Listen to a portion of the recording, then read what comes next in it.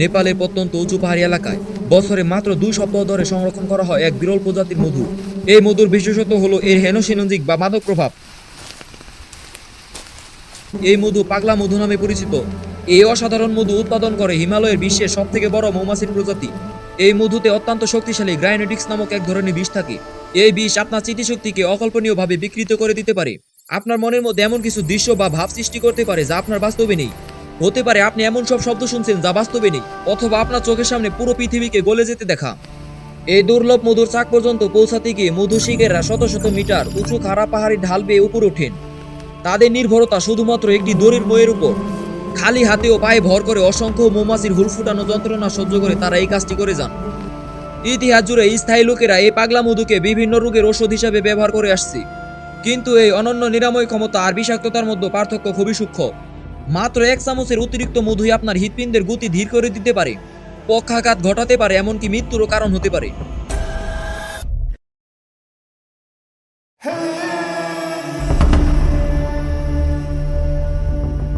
আজ আমরা নেপালের যে অঞ্চলে আছি সেখানে মাত্র একটা পরিবার এখনো প্রাচীন পদ্ধতিতে মধু শিকারের চর্চা করে যাচ্ছে। 7500 বছর আগের গুহাচিত্রের মতোই তাদের এই প্রাচীন পদ্ধতি অপরিবর্তিত রয়েছে। মধু শিকারের এই পদ্ধতি আর বিশ্বের কোথাও দেখা যায় না। এই মধু যারা সংরক্ষণ করে তাদেরকে গোরুং উপজাতি বলা হয়।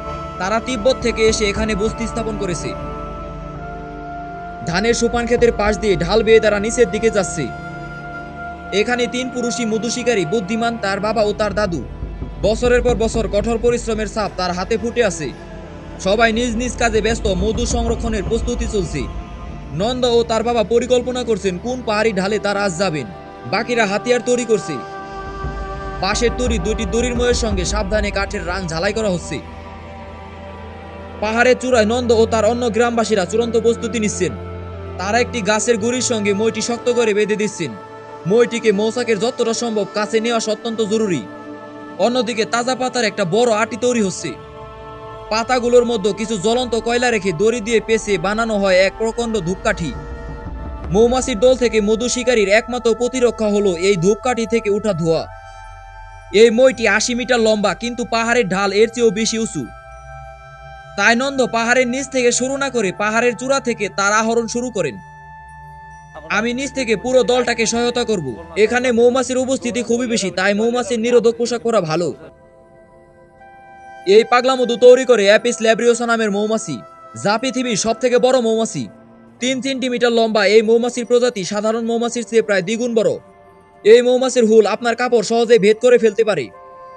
তাদের প্রথম গন্তব্য হলো বিশাল মৌচাকের ঠিক উপরে থাকা একটি প্রাকৃতিক স্তর। এখানে তারা মইটির অবস্থান পুনরায় ঠিক করে যাতে মইটি ভারসাম্য থাকে। নন্দের সঙ্গী মইটির একদম নিচের দিকে নেমে যায় এবং সেখানে অপেক্ষা করতে থাকে। এই দলবদ্ধ কাজের মাধ্যমে তারা পাগলা মধু সংগ্রহ করে। মৌমাছির পৃষ্ঠটি লক্ষ লক্ষ মৌমাছির একটি কালো স্তরে আবৃত। প্রতিটি উপনিবেশ পাহাড়ের খাড়া অংশে একটি করে উল্লম্ব চাক তৈরি করে, যা 1 মিটার পর্যন্ত লম্বা হতে পারে। ধোঁয়া উপরে উঠেছে, মৌমাছিরা বিপদে টের পেয়েছে এবং এখন তারা নিজেদের শরীর উঁচু নিচু করে তরঙ্গ তৈরি করে প্রতিরক্ষার কৌশল চালাচ্ছে। এই অপটিক্যাল ইলিউশন শিকারীদের বিভ্রান্ত করে, কারণ পুরো মৌমাছির দলটিকে একটি বিশাল জীবনের মতো দেখা যায়। এখন শুরু হয় সবচেয়ে কঠিন কাজ। নন্দের একসাথে অনেক কিছু সামলাতে হচ্ছে। তিনি 2টি লম্বা বাঁশ ব্যবহার করছেন। একটি বাঁশের ঝুলানো বাঁশের ঝুড়িকে স্থির রাখতে তিনি তার পা ব্যবহার করছেন, আর অন্যটি দিয়ে বিশাল মৌচাক কাটছেন। এই মধু সংরক্ষণের সময় শিকারীদের শতাধিক মৌমাছি হুল ফুটিয়ে থাকে, তবুও তাকে একেবারে স্থির থাকতে হয়। তার একমাত্র নিরাপদ হলো বাঁশের ময়ের সাথে বাঁধা দড়িটি। একটু ভুল পদক্ষেপই প্রাণঘাতী হতে পারে। পাগলা মধুর চেয়ে বিপজ্জনক আর কিছু থাকলে সেটা নিশ্চয়ই এটি সংরক্ষণ করার পদ্ধতি। এই উচ্চতা থেকে পড়ে গেলে বাঁচার কোনো উপায় নেই, এখান থেকে পড়লে নিশ্চিত মৃত্যু। মধু শিকারীরা আবার কাজ শুরু করেছে। জ্বলন্ত ধূপকাঠি আর মই নিচে নামানো হয়েছে। পাগলা মধু সংরক্ষণের অভিযান শুরু হয়েছে। দেখুন কিভাবে তিনি তার পায়ের সাহায্যে বাঁশটিকে স্থির করে রেখেছে। গ্রায়ানোটিক্স আসে হিমালয়ের ফুটা রডোডেন্ড্রন ফুলের মধু থেকে। মাত্র 1 কেজি মধু তৈরি করতে প্রায় 40 লক্ষ ফুলে মৌমাছিকে ঘুরতে হয়। একটি মৌমাছি সারা জীবন ধরে মাত্র 12 ভাগের 1 ভাগ টেবিল চামচ মধু উৎপাদন করে। তাই আশ্চর্যের কিছু নেই 200 গ্রাম পাগলা মধু, যাতে গ্রায়ানোটিক্সের পরিমাণ সবচেয়ে বেশি, বাজারে $400 বা 50,000 টাকায় বিক্রি হচ্ছে। একটি দুঃখজনক সত্য যে জীবন বাজি রেখে যেসব শিকারী মধু সংরক্ষণ করেন তারা প্রতি কেজি মধু বিক্রি করে $50-এরও কম আয় করেন। এখানে এসেছে মধু ভর্তি একটি ঝুড়ি সোজা পাহাড়ি ঢাল থেকে। দলটি এখন মধু সংরক্ষণ করেছে। তারা একটি ছাঁকনি দিয়ে মৃত মৌমাছি, পিউপা ও অন্যান্য ময়লা ফেলে দিয়ে মধুর প্লাস্টিকের জেরি কিনে সংরক্ষণ করছেন।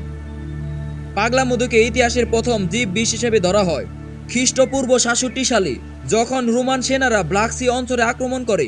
তখন পন্টাস রাজ্যের সেনারা রোমানদের পথে পাগলা মধু রেখে যায়। রোমানরা মধুর নেশায় অচেতন হয়ে পড়ে এবং সহজেই শত্রুর হাতে নিহত হয়। সঠিক মাত্রায় মধু সেবন করলে শরীর চাঙ্গা থাকে, মানসিকভাবেও সক্রিয় থাকা যায়, কাজেও মনোযোগ দেওয়া যায়। কিন্তু কতটুকু সঠিক মাত্রা তা মধুর উপর নির্ভর করে। গ্রায়ানেটিক্সের কোনো প্রতিষেধক নেই। বেশিরভাগ সময় শরীর এটি সহ্য করতে পারে, কিন্তু বিরল কিছু ক্ষেত্রে এটির যন্ত্রণা বিকলও করে দিতে পারে। এই মধু চিকিৎসকের পরামর্শ অনুযায়ী নিয়ন্ত্রিত মাত্রায় সেবন করলে ঔষধি গুণ পাওয়া যায়। ম্যান্ডহানি দেখায় প্রকৃতির রং শক্তিশালী হতে পারে। একটি ফুলের নিঃশ্বাস একটা মানুষের জীবন কেড়ে নিতে পারে। আবার একটি মৌমাছির অস্তিত্ব নির্ভর করে মানুষের উপর। হয়তো একদিন এই প্রথা বিলুপ্ত হবে, কিন্তু আজও নেপালের সেই দুর্গম পাহাড়ে বাঁশের মই বেয়ে মানুষ ঝুলে থেকে শত শত মিটার উঁচুতে মৌমাছির হাজারো কামড় উপেক্ষা করে তারা সংরক্ষণ করে সোনালী রঙের সেই মধু, যার নাম ম্যাড হানি বা পাগলা মধু। তো বন্ধুরা, আজকের মতো ভিডিওটা এই পর্যন্তই। দেখা হবে নতুন কোনো ভিডিওতে। কিন্তু তার আগে আজকের এই ভিডিওটা কিরকম লাগলো সেটা লাইক দিয়ে কমেন্ট করতে ভুলবেন না। আর আমাদের চ্যানেলে নতুন দর্শক হয়ে থাকলে সাবস্ক্রাইব করে রাখেন, কারণ আমাদের এই চ্যানেলে সামনে আরও এইরকম ভিডিও আসতে চলছে। তো ততক্ষণ সকলে ভালো থাকুন। ধন্যবাদ সবাইকে।